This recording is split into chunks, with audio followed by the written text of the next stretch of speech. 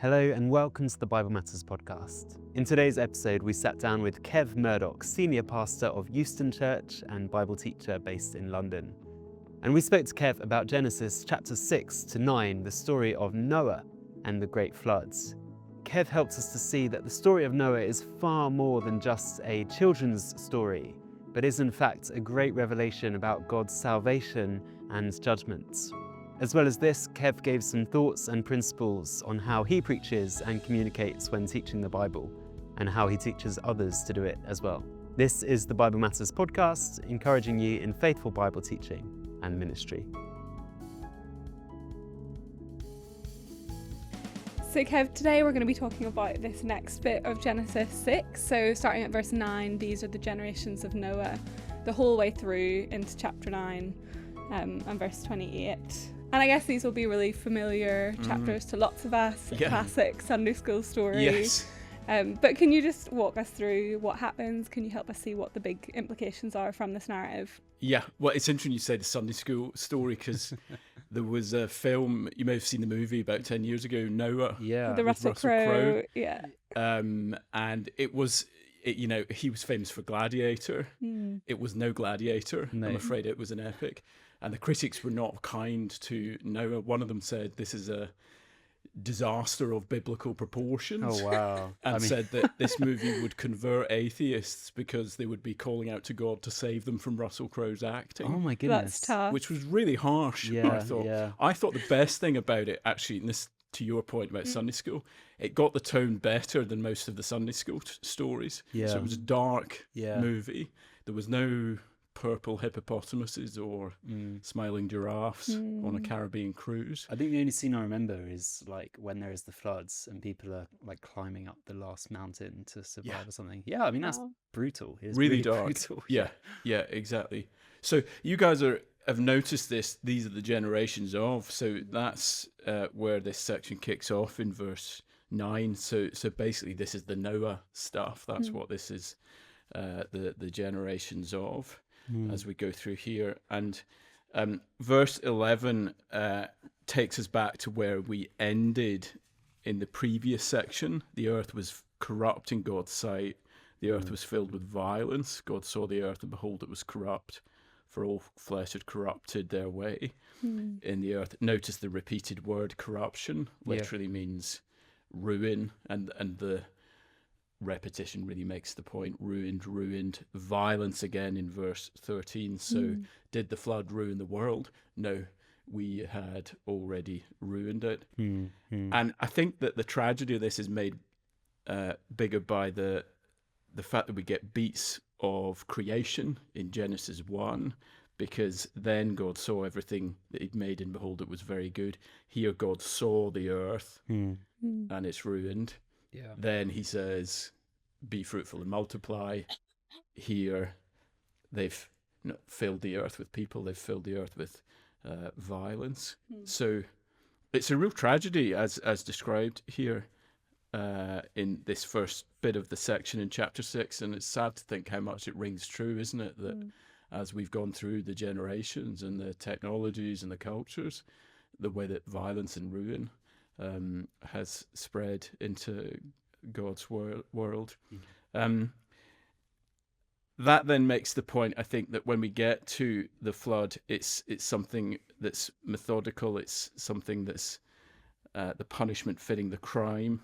So the word destroy at the end of verse 13, behold, I will destroy them with the earth. It's actually the same word, ruin, again. So you've ruined my very good creation. Yeah. I'm going to bring you to ruin, says the Lord. That's so it's judicial, it's punishment fitting the crime, it's methodical. And sometimes when we look at this, people will ask me, can we look at floods that happen around the world today? There's quite a lot of them. Yeah. And think that is somehow God judging, a particular area or people group. And we don't know is the basic answer to that sort of question. But actually, in a way, it's too small a question, because the big problem is that whether by flood or not, we all deserve this judgment. Actually, we're all ultimately under the same judgment as described here. So it's, I'm afraid, a bigger problem than what's going on with localized natural disasters. And then the bit that just really blows me away in the rest of chapter 6 and into chapter 7, and I think this has, I'll say something about the implications for how we would teach this. We really should proceed to 7 verse 10, because God has said, I'm going to ruin the earth. We really should proceed to judgment. But even before he brings the world to ruin, he makes it very clear that he's not finished with humanity. And actually, the main thing that he talks about in between now and then the flood actually happening is the ongoing relationship with Noah, the salvation that he's going to bring to Noah and his family through the ark. So verse 14 begins with the instructions and the detailed measurements of the ark. And it's really interesting. This is one I only picked up from a commentary. The dimensions described in the style of the tabernacle. So the holy place, the ark's a lot longer than that, but it's the same width, and you've got the 3 different levels that you get. I mean, can I ask you about that? I don't want to derail us too much. Yeah. I mean, yesterday, reminding myself of these chapters, I saw that as well. It's kind of something we were discussing a bit with William in regards to the garden, because actually people have made similar observations. Adam is doing a priestly kind of role in this sort of garden temple. Now, I know obviously you've only just mentioned it kind of in passing, but obviously these are the opening chapters of the Bible. If you're reading it for the first time, you have no idea what the ark or the tabernacle actually is. Can you just maybe make a comment on how you want to kind of deal with that fact? Would you want to teach it, anything like that? That's a really good point. Well, I think that the bigger, clearer aspect that is part of is the fact that God wants to reach out in ongoing relationship with humanity. That's probably clearer here through the fact that he's telling Noah that he's going to make a covenant with Noah. Sure. Okay. And that he's going to save Noah, and there's going to be an ongoing relationship with him. I suppose if you keep that as the big thing, then you're bringing in as a flavor that reinforces that. Oh, by the way, this actually is the same dimensions as the tabernacle in that sense. And actually, even in the narrative as we go on, we find out that the extra birds and clean animals at the beginning of chapter 7, that's for the sacrifices that are going to be made. So even there's a sense within the Genesis narrative that worship of the Lord and ongoing relationship with him in that way, God's committed to. He's committed to humanity. That's really helpful in that sense. So I wouldn't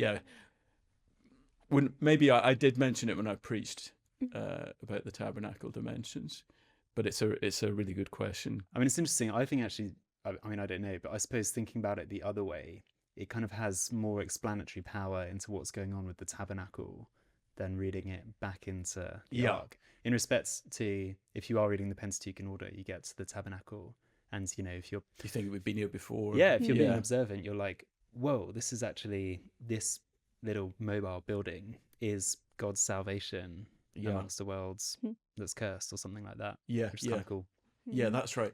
And the connections with Genesis and Exodus on the Noah rescue and the Moses rescue, there's a few of those actually. Which your point, which way round do we make it actually? Do we bring all the Exodus stuff into Genesis, or do we go with bringing the Genesis stuff into our Exodus, teaching more? I guess either way it shows a similar point about God's provision and God's salvation, which is helpful. That's right. And I mean, the big thing in terms of connections between the Moses rescue in Egypt and this, just the way God lays it all out in advance. There's so much of God saying what he's going to do in Exodus before they leave Egypt, both on the judgment and then the salvation and what's that's going to look like. And middle of 6 into the middle of chapter 7 here just really reminded me of that. The fact that God is saying, I'm going to judge, this is why it's deserved, but I'm going to rescue you, and here's what that is going to look like. And it seems that it's really important in terms of God building trust with us, in terms of trusting his promises, that we see this repeated pattern. God tells us what he's going to do, and then he does it, and then we can look back and see what he's done. That pattern repeats again and again. And the thing about that really struck me is the fact that God, there's all these other myths, flood myths and things, and they tend to have the gods flying off the handle because the humans down there are too noisy or whatever. Yeah. There's none of that here. It's so methodical. It's punishment fitting the crime. And even, it's so striking that, as I say, most of the word count between God saying that he's going to flood the earth and then it actually happening, most of the word count is about the rescue of Noah, the ongoing commitment to relationship with humanity. And it just really strikes me how ambitious and committed the Lord is to that ongoing relationship, even in the midst of something so calamitous and deserved as the flood is. Yeah. That's really helpful, because when I remember teaching this at youth group a couple of years ago, and lots of the kids saying, wow, this just seems like completely unfair. I can't believe that God would judge on this kind of level. But seeing both the proportionality of the judgment God brings and the fact that he is really clear about his salvation the whole way through, it does really help us to see that God is fair and he is good at the same time. So you mentioned that there are other flood myths out there. Can you help us see a bit more about that? Is that in other historical narratives? Yeah, exactly. There's loads of them, and there's a particular one in Babylonian mythology that is very similar. In some of its details. There's an ark. It's a kind of weird shaped ark and things, and it's about the gods who are very different from God as presented here in Genesis. It's just, I think, just worth talking about the myth aspect for a moment, because it comes up at different points in the Bible where their objection to what happens will be that they'll throw back at you, oh, but there's a myth about that in Persian mythology or whatever, and it can feel like a real ouch moment of, oh wow, okay, so maybe this stuff is made up if it's there in other cultures as well. Now, I think the flood one is pretty easy to deal with. If it's a universal flood and the people of the earth have not been spread out on the earth yet because we haven't got to the Tower of Babel, it's not surprising, is it, that all the different cultures have got some sort of flood narrative. Actually, I think that reinforces the fact that we're talking about something that has its roots in history. The other thing that's different when you look at the myths from other cultures is they tend to be a work in progress that change over time. And some of them actually change in light of interaction with the Bible. So there's a big one in Persian mythology about virgin birth. And again, that's the kind of thing people will throw you and go, oh, virgin birth, there's nothing particularly unusual there when you look at stories from cultures. Actually, that, when they trace it back, the virgin birth aspect in that myth about that god was added after the New Testament was written. Oh, really? So it's worth checking up on that sort of thing. I mean, it's interesting. I think looking into it a few years ago, it's interesting when you hold all of the narratives together. Obviously, there are lots of similarities, but actually it's looking at the differences, which is tremendously helpful. Exactly. Because then it shows what the Bible really, really cares about. Yeah. And you've already talked about the kind of methodical, very controlled aspect of it. Yeah. And then I guess we'll get on to talk about this, but, Noah as the character, I think in the Epic of Gilgamesh, the Babylonian one, I think this is right, that the Noah figure, is it Utnapishtim? Something like that. Well done. Yeah. He is rewarded eternal life as a result of surviving the floods. Yes. But it's interesting, like a very deliberate contrast. Well, I don't know how deliberate, but it's very much contrasted to Noah, who, as we'll get to, survives the floods and yet still carries the curse into the world. Yeah, exactly. And even, we've mainly talked about chapter 6 into chapter 7 so far. Even here, Noah's passive, really. Sure. Noah doesn't speak in this part of the narrative at all. I don't think Russell Crowe would have been very happy with the non-speaking part. An easy role. No Oscar for that. Exactly. He doesn't speak, but he does do a pretty substantial building project. He does, yeah. And that's the main thing. The repetition about Noah is Noah did all that God commanded him. So he does do that, and that's why I take it that's why Hebrews 11 picks up on Sure, yeah. Noah as an example of faith. Yeah. Because all he did really was receive the word of the Lord, Mm-hmm. did what God said, left the consequences to the Lord. Yeah. And in that way, and in the context of hugely unseen stuff that had been promised, that's the link that Hebrews is making. Massively. So at this point where we've got God telling us what he's going to do, we've got Noah doing all that he's commanded. Can you take us then into chapter 7 and the flood coming? Yep. So we get the flood coming and the description at the end of chapter 7 of the waters prevailing. That repeated language literally triumphed. The waters triumphed, and all flesh died. Verse 21, that moved on the earth, birds, livestock, beasts, all swarming creatures, everything on the dry land, in whose nostrils was the breath of life, died. And there's some early Genesis language again. The breath in the nostrils takes you back to Genesis 2 and God breathing life into Adam in what seemed, that very sort of intimate way. Now, all life dying, and that phrase again that we've had, they died, the breath of life died, similar to chapter 5. And actually, because this Genesis 1 and 2 language there with the livestock and the swarming creatures, this is taking us right back to the beginning of creation. So again, heightening the tragedy, all those things that God in detail described in the creation narrative, in detail, one by one wiped out, and they died. And I think that takes us back to God's promise that, the day you eat of it, you will die. Yeah. And the serpent, you will not surely die. I mean, my goodness, when you look at the carnage there at the end of Genesis 7, and you think about the serpent saying, you will not surely die, and it makes you think about the devil, the biggest lie in the universe. And it just makes me think, gosh, the next time friendly sin comes knocking at the door with his lies, this is what sin leads to. This is the destruction we deserve. Yeah. And do you think that is a kind of deliberate act from the author of Genesis, just to be able to see this being traced through, to understand just how devastating sin is? Yeah, exactly. Yeah, I think that's exactly what's going on here. And we'll get that, and he died again, about Noah himself at the end of chapter 9. And then chapter 8, we get God remembering Noah. Feels like a bit of a turning point in the narrative. Yeah. Can you, just show us how that unfolds? Yeah, well, really interestingly, the commentators noticed there's a big sandwich structure here. I've got it on a piece of paper here, that leads into chapter 8 and then flows out of 8 verse 1. And the main markers in this, I don't know what, some people see these sandwich structures, chiasms, whatever, everywhere, don't they?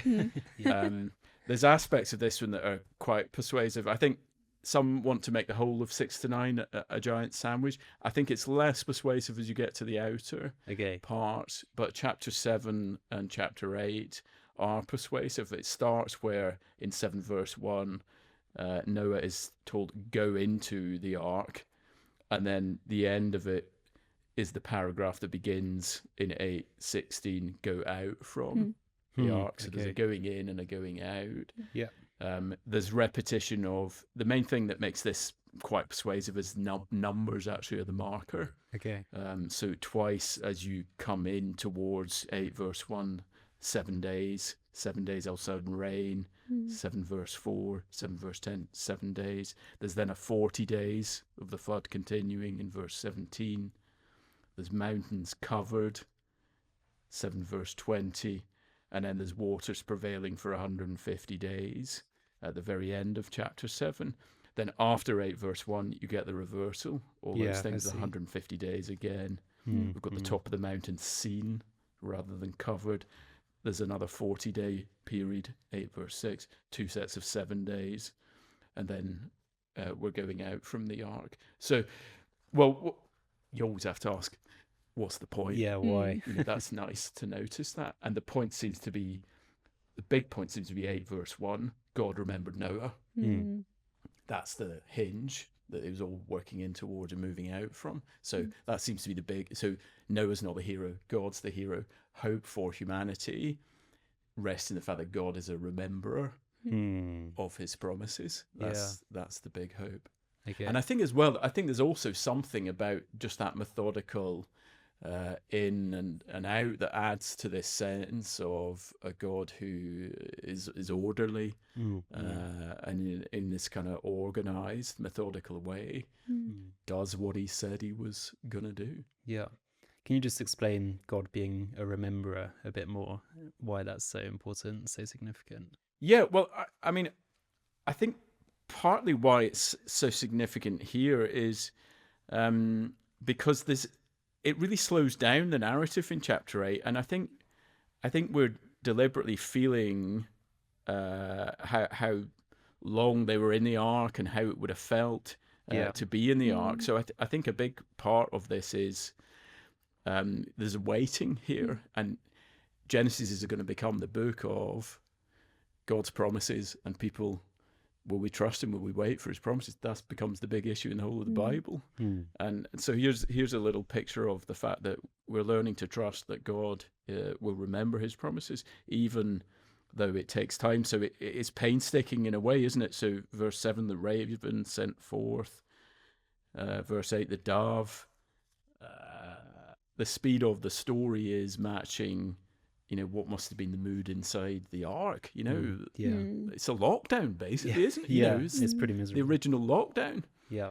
Are we nearly there yet, Noah? It's probably what we're meant to feel as the story so slowly moves to its conclusion, and then finally we get there. And finally, 8 verse 15. Noah is told to go out from the ark, you and your wife and your son's wife with you. So they were saved because they were with Noah, and the point about Noah is not anything special about Noah. The point is God remembered Noah, and the people who were with Noah were saved. As I say, it's slightly striking, I think, that it's not quick. And again, maybe there's another link with the Exodus rescue, because when God says He remembered them, do you remember He remembers them in their slavery in Exodus chapter 2? There's a lot has to happen before they're rescued from slavery. So God seems to be wiring that in, that He remembers, He makes promises, but often His timing, will we trust Him? Yeah, and I presume on the ark they must have felt death still just around the corner. Yeah. I mean, they can't, pop out to Sainsbury's or whatever. Yeah, exactly. And the phases of, the waters coming up, and then, the noise from outside, and then no noise from outside. And that is the attitude, isn't it, of the Israelites as they pass through the Red Sea and into the wilderness as well. Yeah. And our attitude now, I suppose, as well. yeah, exactly. As we wait for Jesus, So we've seen, there's more we could draw out there about connections with how God works generally, judgment and salvation going together. There has to be judgment for the salvation to work, because God has to destroy His enemies if He's going to save His people. God has to, in this case, wipe out the evil if He's going to lead out into a better world. And there is a real sense, I think, in chapter 8 of this is a recreation. So the hope, again, is not in humanity, it's in the Lord, and the Lord's commitment to recreation. So interesting, in 8 verse 1, there's watery chaos, like there was right back at the beginning of Genesis.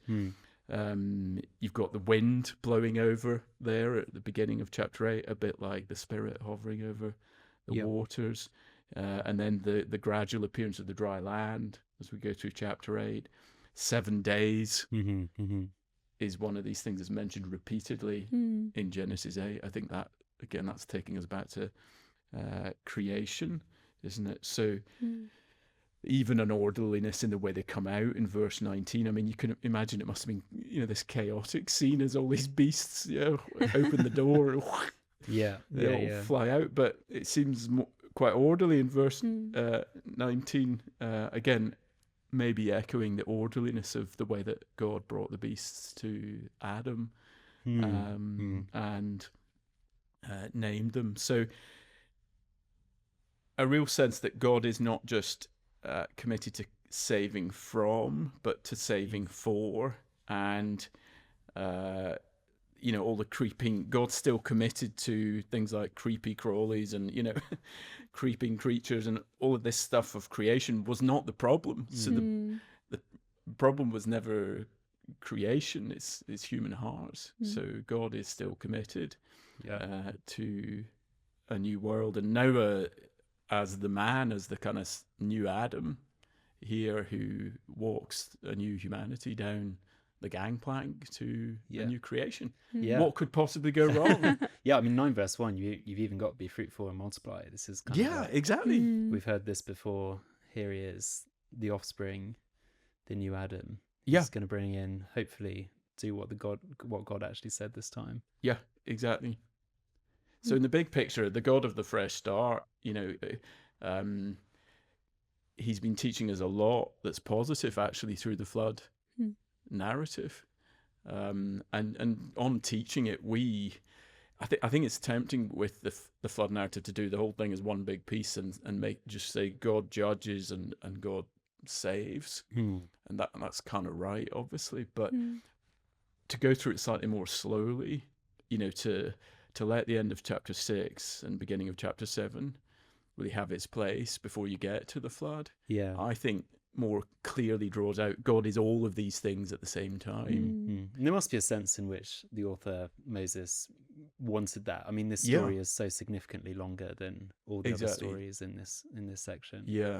And it makes me think a bit, the way theologians talk about how God is all the things he is at the same time. Right. And I think you really get that in the narrative there as you journey through chapter 6 and chapter 7. So God is all justice, and this, the flood really happens. There's real judgment. It's total, it's catastrophic and all of that. But it's not that you have to wait for God to calm down or something like that. And maybe he'll be in a better mood tomorrow. Even as he's planning the judgment, his heartbeat to save and to be with humanity is there. I love that. Yeah. And you already mentioned those offerings that Noah makes in chapter 8, verse 20, and into God's promise in 21 and 22. Like, what should we be making about over that interaction that they have? One of the tricky things with it is verse 21. What's the reason here? The Lord smelt the pleasing aroma. So the Lord's pleased with Noah's offering. And he says, I will never again curse the ground because of man, for the intention of man's heart is evil from his youth. I'll never again curse the ground because of man, for the intention of man's heart is evil from his youth. What's the logic there? Now, some would say it's better read, even though the intention of his heart is evil from his youth. And it could be that. And maybe then there's a logical flow of Noah, in a sense, makes a sacrifice. Is it a sort of shadow of a sacrifice that pleases God, that then God has mercy? But it's more of the commentaries are stuck with it because it does seem like it's for the intention of his heart is evil from his youth. I don't know, is the logic more something like, well, given what man's heart is like, God would have to have floods every 5 minutes. Is it something like that, actually? That this is not going to be the solution. I don't know if this is right. It kind of echoes a little bit after the fall in Genesis 3, when the reason why God drives them out of the garden is lest they eat from the tree again. I don't know, maybe there's an echo of that in there or something like that. Yeah, maybe. Yeah. And certainly the echo, the big echo here, sadly, tragically, is about the intention of his heart being evil. Yeah, of course. From his youth. So that was the language that we had back in beginning of chapter 6, verse 5. Every intention of the thoughts of his heart was only evil continually. So it really just flags up dead clearly that the root problem has not changed. The root problem is human hearts. Yeah. And it's probably worth repeating what we said back then. That doesn't mean that we never do good things. Noah did a good thing in obeying God, and he built the ark. It's about our hearts as more than about our actions, and it's evil in the sense of Genesis 2 and 3 evil. The tree of good and evil. The knowledge of good and evil. Actually, evil is about going against God's design. So it's still the case that in our hearts, our intentions are to go our own way rather than God's way, and that's going to be the ongoing problem. And we're never going to have, as we'll see, a solution until we have a solution for the human heart. And in chapter 9, we get that restatement, I guess, of the creation mandate that we had all the way back in chapter 1. But it seems to have changed a little bit. Can you comment a bit on that? Yeah, it's a sort of darker, it's like Noah the movie creation mandate. It's darker, it's bloodier, there's fear in this creation mandate. So yeah, it's be fruitful and multiply and fill the earth, 9 verse 1, but the fear of you upon the beasts who will now be food for you, 9 verse 3. And this is a creation mandate that legislates for the killing of human life. That's anticipated and factored into this version of the mandate. So it's a more fearful, darker, bloodier version of the creation mandate. And in verse 7, be fruitful and multiply. There's no subduing the earth. There's no having dominion in the same way. So ongoing creation, but we're gonna be just keeping creation going in this fallen way rather than progressing towards the filled, subdued world that God originally designed. So already we've kind of got the sense that that perfect new start that it seemed to be clearly hasn't panned out in quite the way that we might have expected. The kind of second half of chapter 9, we get lots of this language of covenant again with God, between God and Noah, and in fact it seems like God and all flesh, which I think I found a bit surprising. Like, I have seen covenants elsewhere in the Bible that seem to be between God and his people more specifically, but this one seems to be a lot broader than I might expect. Yeah, and part of this commitment to creation, as it were, that there's not going to be anything like the flood again for as long as the earth survives, so it's not that great a promise. As in, we still deserve death and judgment. It's still what we deserve, but there's not going to be another flood. And again, I'm quite persuaded that back in 9:21, that it's actually because of what we're like, because of our hearts. Actually, God would be doing floods every 5 minutes if he was going to go on the basis of the human heart.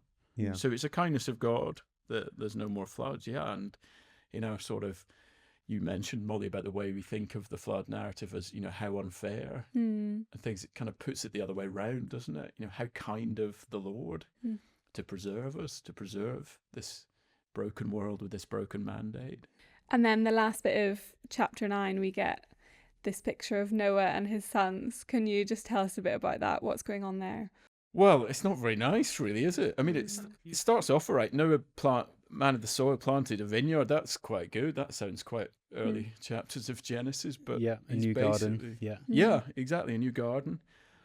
But he's basically blind, drunk, and with his trousers down here at the end of chapter 9. And we don't exactly know what goes wrong here, what Ham gets wrong.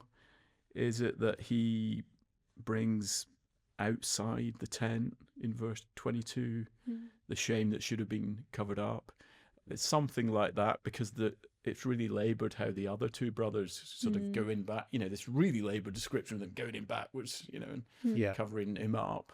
They're covering up shame. Is Ham, exposing and celebrating it? Is it worse? Is it something more sexual going on there? I think it just leaves you really with a a bad taste about Noah, doesn't it? And Yeah, massively. really disappointed. I sort of feel a bit like how I feel, when you hear about a Christian leader who's fallen from grace, maybe later on in their life after a ministry that God really used, and you just feel really sad and a bit disappointed. It feels a bit like that with Noah here.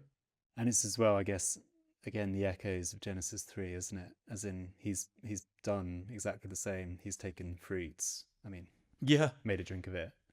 And then, as a result, nakedness as the problem. That's right. And I think that's meant to be crushing, isn't it? You just think, oh my goodness me, there's been this whole floods. Exactly. And actually, we're back to where we were. Yeah. And then another chapter 3 connection, that we're now spreading curse here, as in the things that Noah says, curse be Canaan. So we're spreading curse, we're spreading division between the families, and that we'll see how that plays out with Canaan, and the conflict with Israel, the sexual stuff around Canaan actually that emerges as the Bible progresses. So actually these are, I think, the only words that Noah utters. Oh, really? And, wow. They're the words that add to curse and to division and more problems. So it's a really sad way of ending. And the very last couple of sentences after the flood, Noah lived 350 years, all the days of Noah 950 years, and he died. And that takes us back to that pattern from chapter 5. Yeah, They lived and they died. And you could have just plugged that right in at the end of chapter 5. Yeah. And we didn't need to have chapter 6 to 9 at all. Yeah, it's so crushing, isn't it? You can imagine hearing it for the first time or whatever being told to you. Yeah. It's such a kick in the gut. Exactly. And then that leaves us going, well, what was the point, of chapter 6 to 9? What have we learned? And we've certainly learned more about humanity, haven't we? Because we've really learned that there's no hope for humanity in humanity. That as long as this heart problem carries on, sadly, Lamech's great hopes about Noah, who was going to bring rest and relief. Well, we'll still keep looking down the generations with you, Lamech, because we're going to be looking for a different kind of human being. But it's not going to be a Noah or us kind of humanity. And I say us. We're New Testament Christians. We're filled with God's Spirit. I think that does make a difference, and real transformation is possible with new hearts by God's Spirit. Yeah. But we still join in with Paul, don't we, in saying, who will rescue me from this body of death? Yeah, totally. I say I'm disappointed with Noah. I'm not as disappointed as I am with myself. Yeah. And the every intention of what goes on in here. I don't know how you guys find it, but even think about serving God's people, serving the gospel, evangelism. Even in my best moments, I still find that the intentions in here are not godly, and just makes you frustrated and longing for an answer to the problem of the human heart. Yeah. Yeah, Kev, as you've alluded to, the story of Noah is this colossally important story in the Bible. Can you just, kind of briefly, I suppose, but give us a sense of how the rest of the Bible treats this story, and how understanding this story can amplify and enable what's to come as we read it in the Bible? Yeah, I think the biggest thing that the New Testament does with this story is it uses the judgment and the flood as basically an example of the fact that God has got this kind of thing on his CV, as it were. Okay, yeah. And we should take really seriously the promises of a future judgment. So Jesus makes that connection, in Matthew's gospel. And then Peter, in 2 Peter, really, in a bit more detail, makes the link between Noah and us, partly in chapter 2, where Peter talks about Noah as someone righteous who was saved from the judgment. So that, I think that's meant to be encouraging that, don't panic if you're not in the majority. This was a massive minority. Yeah. And yet God was at work protecting them. even when judgment came. And then in 2 Peter chapter 3, he really dives into the flood, where he speaks about the fact that the scoffers are saying, well, where is this coming? That God has promised. They're saying that in Peter's day. Yeah. And just, and I love that that's there, that question, because it's what people say to us. It's how we often feel, to be honest, isn't it? Yeah, massively. Really, are we seriously saying that this creation that's just gone on uninterrupted is going to be interrupted by a dramatic intervention? And yeah, as I say, God's got on his CV one big dramatic intervention in the flood. And that Peter uses that powerfully as an apologetic almost to say, you can be sure that will happen again. Yeah, and it precedes salvation. Yes, yeah, again. And that's, the other big thing we've learned through chapter 6 to 9. We've learned about the human heart, but we've learned a lot about how God works and the pattern of judgment and salvation. Judgment and salvation going together, the salvation coming kind of through the judgment, and the judgment needing to happen if the salvation is going to work. So we've learned a lot about God there. Yeah, definitely not just a story for children. For sure. I saw a book on Vinted recently that was a knit your own Noah's Ark. Oh, Oh, nice. wow. Which I didn't buy, but maybe after this I'll revisit. My daughter has a number of Noah-related toys, my 1-year-old daughter. I was actually thinking this morning, if anyone owned the IP for Noah, they'd make an absolute fortune in all the things produced. I think both the toys are so frustrating. So one's a little wooden ark with about 30 little animals in it, and the other one is a busy book. I think that's what you call it. It's like a book with things you can like pull and take out. And every single night I have to search the entire flat for all of the toys and all of the parts of the book Terrible. that have been removed and scattered all around. Well, everyone always focuses on the animals. I always think about the people. There's a lot of in-laws and, mother-in-laws and daughter-in-laws on this ark. I think one of the biggest miracles is they all came off it alive, without killing each other. Goodness. Yeah, absolutely. Many months cooped up. Keeps up. Yeah, you can't exactly escape. But, Yeah. oh man, killer.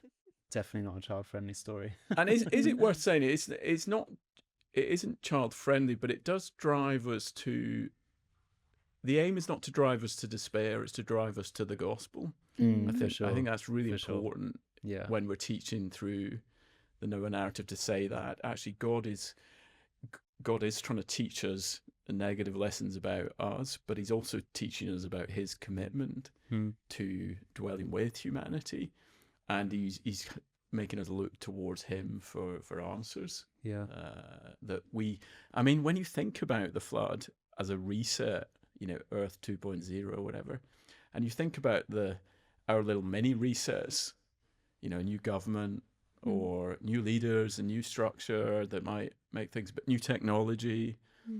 If the flood didn't work, none of our little mini resets are going to work. Yeah, and even the stuff that's new technology, AI, already legislation about people using it to sexualize images of people, and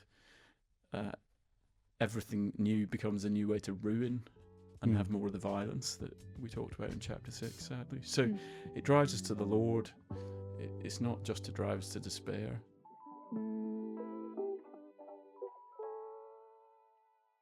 Kev, it's been really brilliant having you on the podcast. I'm so grateful you could come on. I really didn't want to let you leave with asking you a few questions more generally about your work as a Bible teacher, but also as a preacher as well. And we've featured one, maybe two of your talks on the channel in respect to the Noah narrative. I mean, they're really, really brilliant talks. I'd massively recommend people listen to them. They can go on the Euston Church website, listen to more of your teaching. I'd love to just ask you a bit about your teaching. When you stand up to preach a sermon, can you just give me a sense of what it is that you are trying to do? Yeah. I mean, I hate the how to. So no one really knows how to preach. People do preach, but don't ask for the how-to list of preaching. My notes, the way I do my notes when I preach is the best way to lay out your notes when you preach. Right. And I've offered it to my colleagues at Euston Church and said, you could do your notes like this. And do you know what? None of them has ever copied my way. Oh, of really? doing Is that notes. right? So Well, how there do go. you do them? So I say that. Well, I'm not going to tell because I'm in a huff that no one wants to copy it. Okay. I say that by way of saying, as soon as you start thinking, what are we doing and the how to, Yeah. the danger is we're into prescriptive territory. And I Of really course. think when it comes to preaching, so much of what people do and bring to it, even in the way they prepare as well as the way that they present, Yeah. it's about how people are wired individually. It's Yeah, about totally. how they learn themselves and how they think and their background and experience, all that sort of thing. So Yeah, that is true. But I suppose it's through learning elements from other people, isn't it? Yeah. That kind of creates you as a Bible teacher and a Yeah. preacher. all right then, so let's have the conversation. We won't end the episode here early. Exactly. Yeah. Well, when I'm with younger guys, we do a preaching group at Euston Church. I want to go back to the things that hopefully are already in place before they come to preaching. So the first thing is be a godly person Yeah. and be a person who's convinced about the gospel. Okay. Yeah. So at the beginning of 1 Thessalonians, when Paul is talking about his ministry among them, he talks about the fact that the gospel came with not just the word, but with power and by full conviction. I think that's the full conviction of the preachers there. And he immediately then says, you know what kind of people we were among you. And I think that fits with the list of qualifications for elders in books like 1 Timothy chapter 3, where able to teach is there, but it's totally in the context of someone who's got a growing godly character Yeah. and the conviction about the gospel. So I think Yeah. I think that's really important to say, actually, that you'll be a better preacher the more you're grown in godliness and convinced of the gospel yourself. So that means I spend a good bit of time as I'm preaching. My prayers are kind of directed in this direction. Yeah. Lord, sure. help me to believe this. Help me to rejoice in this, or to be rebuked by this, whatever it is. And help me, Lord, not to be a hypocrite. I don't want to stand up in front of other people and talk to them about stuff that I'm not seeing to live out and grow in myself. So that's the first thing. And that's really important background. And then if I'm talking to younger guys, usually they'll already be guys who are teaching, say, small groups or one-to-ones already. And again, that's really important. I'm not going to think about someone as a potential preacher if they're not someone who's already shown that they can handle the word correctly, and that they're a faithful person who's going to be faithful in the way that they deal with the word of God. Because we're not ultimately looking for outstanding communicators. It's about faithful gospel teachers. So when I say all of that to guys at the beginning of maybe talking about preaching, I mean that by way of encouragement. Actually, there's a lot here already. Yeah. Hopefully you're a growing Christian who believes the gospel, and in another context you've already shown ability to handle the word of God. Well, that's a huge part of the job of the preacher. Sure. Not everyone who leads a Bible study is going to become a preacher, but every preacher has to do the work that the Bible study leader does. Yeah. Okay. In all that background work in the text. So a huge part of the task is the same as anyone who's opening out the Bible. In any other context. And then, I think there's a bit more that we can say in terms of how you then think about structuring a talk.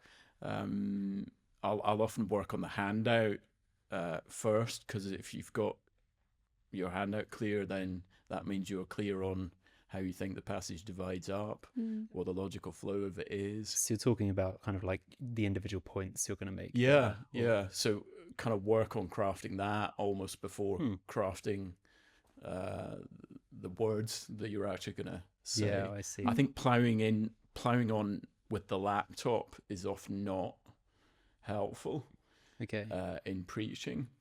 What do you mean by that? Partly you're probably going to get into detail too quickly when you should still be standing back and thinking, have I got the big flow of where this is going? Yeah, I see. Also on how people actually craft the words they're actually going to say. I think when you work from a laptop, you're usually writing something that's the written word, aren't you? And I think that's that can come out negatively in preaching, that Yeah. you hear preaching that sounds like the written word actually rather than the spoken word. Yeah. Does that mean you do a lot of your writing out loud? Yeah. Sort of? Yeah. Yeah, if you saw me in my office, you'd think he's gone mad. Though the good thing nowadays is, I sometimes say things out loud when I'm walking down the street, Yeah. and obviously in the old days people would have thought you'd gone mad, but now because You put your earphones everyone's got their in. earphones Yeah. in, they think you're just on the phone. I do that almost every time I'm practicing a sermon. Yeah, As in, it's a great thing to do. You put your earphones in, and also if you've memorized it or if it's something you've memorized, you just go for it. yeah. Or sometimes I'll even, if I don't have my earphones, just have my phone up to my ear, pretend I am on the phone. I don't know if I Exactly. can do Yeah, it, but that's- brilliant. It's hard to get into it. You have to pretend to pick up the phone first, just so you know. It's a whole ruse. Exactly. But once you're into It's it, very it deceptive. plays out. But genuinely, just saying things out loud over and over Yeah, gives you a massively. sense of how does this sound when it's verbalized, rather than I'm now on subclause 3 of an extremely long sentence that looks all right on paper. Yeah, no, that's really helpful. I guess doing that means that you do have to prepare quite, well in advance. You have to leave good time to do it, I suppose. Yeah, exactly, yeah. And there's so much of this is getting into prescriptive stuff. I don't have a Sure. set rule of how far in advance am I first looking at a piece of the Bible before I'm going to teach it. I'd love to say it's always 6 months before I was ever going to have to teach it to someone, so that I could really make sure I'm in it and being shaped by it myself. But sometimes you have that time, sometimes you don't. Mm-hmm. I noticed that when you did preach on the story of Noah, is this right? You kind of actually didn't have points, or maybe you did have points, but they were quite embedded into the talk. It felt like what you were basically doing for those talks was just kind of telling the story in a really gripping way. Okay, yeah. Well, that will depend on what sort of genre you're working with. Yeah. So and that impacts things like illustrations, because if you're telling a gripping narrative like the flood narrative, it's a bit jarring to keep interrupting it with illustrations that are sort of random. Sure. Hopefully the engagement comes from the story if you're telling the story. So you should try and tell a story if it's a narrative in that way. So you are letting the genre of the Bible text actually affect how you're preaching. Yeah, for sure. Yeah. Sometimes it's harder to get your points in a narrative, isn't it? Because you're not maybe so easily seeing a kind of logical flow of an argument that you're going through. But the easier thing is, as I say, the story is the engaging thing here. So let the story breathe. Yeah, so and the story of Noah could have actually just been a list of theological points. Exactly. Moses wrote out for us, but he chose to give us a story, quite a long story instead. Yeah. Now, I know you said to your guys you don't have to be an excellent communicator, but I do think you are an excellent communicator. I had a cold in all those talks you've listened to. I don't know if you noticed that. I noticed it. I think my cold got worse as I went through this section of Genesis. I noticed you either sounded emotional or a little bit unwell. Yes. I wasn't too sure which one it was. It was the one about death. It was and they died. Yeah. By the end of that day, I had no voice left, and I was saying we're all going to die, and they were laughing at me, going, "Some sooner than others." By the sound of it. Nonetheless, over your years preaching, you must have picked up a few things about how to communicate well. Are there any things which particularly stick out in your mind, which you try to do every time you're teaching the Bible? Yeah, the treasures in the text, that is one of the big things. And that isn't just a kind of cliche that, we have to say to make sure we're proper Bible people. I think that at every stage that will shape you, if you believe that. So if I really believe that the thing that God's going to work through powerfully is in his word, it means in my preparation, if you want to say insightful things, get your head in the text. Yeah. Because God's got the insights. Sure. And as I communicate and deliver the talk, how much am I pointing to the word of God, or is this, stories about Kev's life? Yeah. And then after the talk, actually, if you believe the treasure was in the text, you'll trust that God will work through his word, however you felt it went. But the thing with the treasure in the text is, you'll get the tone from the text, and that should then shape your communication, because you want your communication to be on tone. So if it might be a really comforting passage, it might be a rebuke. I think preachers will have their particular strength and particular tone that they are good with. As much as possible, we want our tone to be shaped by the tone of the text. Illustrations, we've talked already about stories, but even in an epistle, often the illustration, it might just be one word, like inheritance or guard, and you get even the illustrations, they'll be in the text, and then the more that you're on author's purpose, the more your application will then flow from the text. So the treasures in the text, I think it's not a cliche, it's a really important and easy to principle. forget as well. I mean, some passages, I mean, this might be terrible to say, but you have to really believe that God has something more interesting to say than you do. Yes, exactly. And on communication, I mean, I tend to encourage guys. I mean, I usually use a hook on the way in. I mean, I can't remember which of these talks you've listened to. So on the Ark, for example, we started with a little thing about lockdown, and that was the way in. But I'm always looking to say something up front in the talk that says why we need to listen to this passage. So bring from the end of your talk something about the application or the big pastoral purpose. And then when I'm listening to other guys in preaching practice group, I'll always time it actually and say, how many minutes in was it before you gave us a purpose for why we need to hear this talk? Well, I mean, it's so interesting, just general wisdom about public speaking, sales, that kind of thing from the world would say that is essential. It's very weird and unique that preachers as public speakers have an audience who they're going to assume are going to listen to them. Whereas actually most people doing similar kind of things, they know that within the first few lines, they need to give a reason why they should be listened to. Exactly. And people are different. So some people will go straight in with, the question is bang. And then we're straight into it. I tend to think people might need a little bit more of an easing in to it, but basically up front giving them the reason that we need to listen to this. Then you're going through your points and state, explain, illustrate, apply is a good way to learn. It's probably a bit like driving. That's the way you learn it. You listen to the great preachers, they don't necessarily stick to that all the time, but it's a helpful way to learn. State your point, explain it, illustrate it, apply it.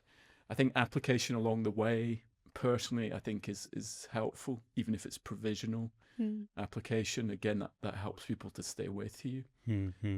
But usually then at the end, more of an appeal, I guess, and a real rubbing it in. Okay, what's the kind of outbox here? What are you going to do with this? So you deliberately then rubbing that in at the end. I mean, it's interesting. I've said this on the podcast before. Again, behavioral science principle, public speaking principle, is that people tend to remember the end of an event that's far better than any other part.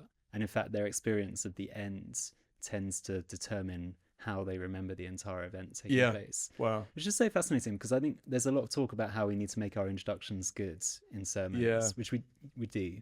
But actually, there's often not a lot of thought in regards to how we end. And ending with someone to think about.